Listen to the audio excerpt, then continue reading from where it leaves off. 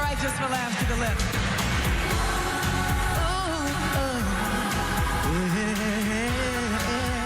Ամերիկան ավելի ներարժանի, քան այդ ելույթը աշխարհի տարբեր ծայրերից հնչող համընդհանուր քննադատություններին միացել է նաև Մրայա Քերիի գործակալը։ Ստելլա Բլոչնիկովը ներողություն է խնդրել աստղի անհաջող կատարման համար։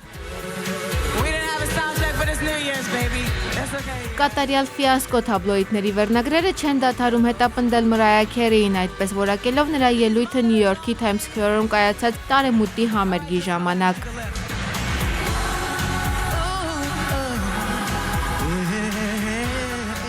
Քերին կորցրել է ձայնը, ինչը իրականում կատարվել Times Square-ում, սաբոտաժ է, թե տեխնիկական վրիպակ։ Երկրպագուները շարունակում են հարցեր տալ, փոփ դիվան լռել։ Խայտառակ ելույթից հետո անգամ կասկածի տակ է, կշարունակվի արդյոք աստղի մասնակցությամբ Մրայայի աշխարհը ռեալիթի շոուն։